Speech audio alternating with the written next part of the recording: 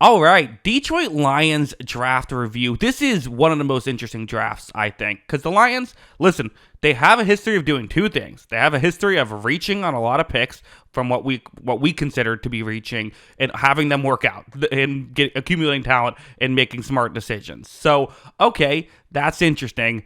They had another draft here where they reached on a lot of players. So, okay, well, let's go through it and let's talk about it. First, what do I mean by reaching? Well, so you see the chart next to me, just to explain what this is. The first number is where the player was selected, then it's what the player's name is, what position they played, and finally, all the way to the right, is where they ranked on the consensus big board. And you see a lot of these players were taken before they were expected to by us. And what do we know, right? But that's just historically, usually the consensus big board tends to be pretty accurate among, calculating how good players will ultimately end up being. Only one player the Lions took was taken after they were supposed to be taken according to the consensus big board. So that's interesting.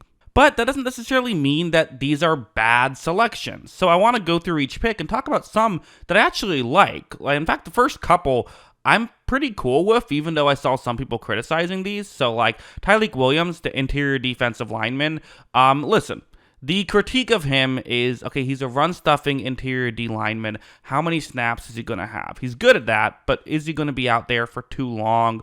Well, maybe not, but ultimately, I just think he's going to be good in his role. And listen, was there maybe a better player available? Maybe, but ultimately, this is a position that they feel like they want to make sure they're good at. You have DJ Reader, but for how long? You have Levi Onwuzurike, but I do think that Williams will bring a new thing to that. And so on, run stopping plays, they have a guy who hopefully can come in and be a run stopper. Also, Tate Rattledge, offensive guard. Guard was kind of low-key position of need for the Lions. I think that was something that a kind of major position of need. They needed to address it. They do it here with Rattledge, who, was not exactly an analytics darling at Georgia, but also playing really tough competition, so it kind of makes sense. Your analytics wouldn't be as good as someone playing in a smaller school. So ultimately, he is a player that, I think they needed a guard.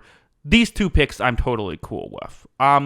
We do have some that I have questions, I will say. Isaac Tisala, I'm not sure how you say his name, and I do apologize for that. But the wide receiver out of Arkansas, who was projected to go 168th, they take him at 70. This is again, according to the consensus big board, which might be wrong.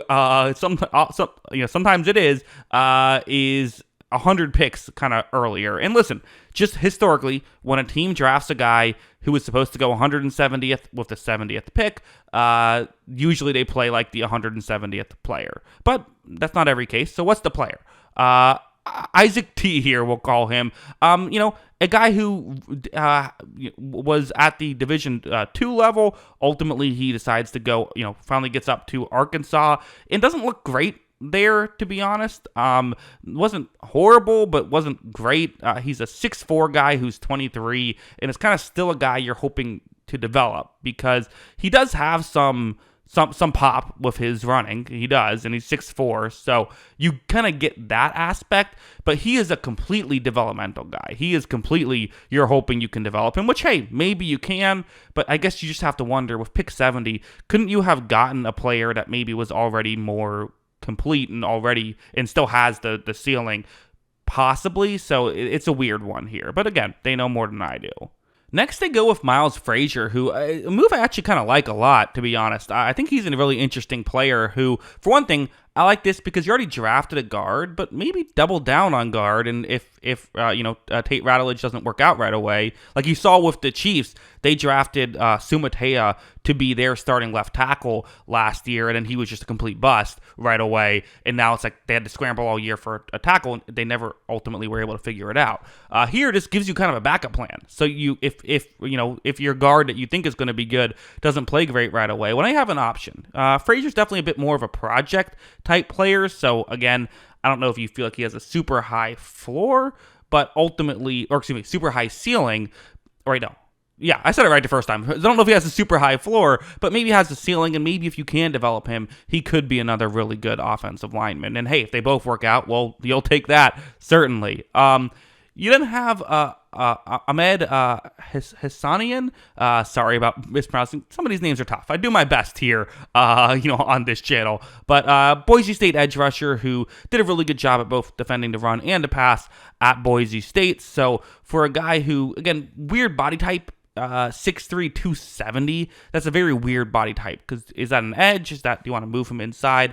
You just don't really know. But ultimately was a pretty good player in college, even if he doesn't have the, sometimes a guy's like 270, but they move really well for that, and that's why they get drafted. That's not really him. He kind of just was a good player. So for pick 196, yeah, I'm always in favor of that stuff. The final two picks I think these are both just special teams guys, which is fine at this late in the draft. Get a couple special teams guys. Dan Jackson, one thing about him is he was one of the worst, if you like PFF grades, which some love, some hate, but I'll bring it up because it's interesting. He was one of the worst PFF graded players at run defense last year among safeties. Not as people that are getting drafted, but I mean just in general in college, in all of college football, he was like bottom of the barrel there. So while he did cover okay, he's a special teams guy, right? That's what you're bringing him on for. And Dominic Lovett, I think, is also very similar, wide receiver here. Who I think that you're going to bring him on, and hopefully, again,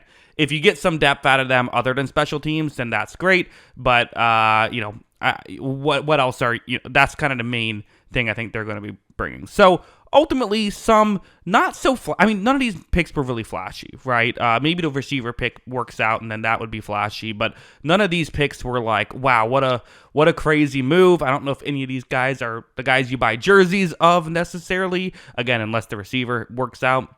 But ultimately, there were some picks I do think could help. They did get an edge rusher who could at least be a rotational piece. They did improve the defensive line a little bit. They improved the offensive line, which that's such a part of their team and part of their mindset that they need to at least be decent there. So getting a couple guards makes sense.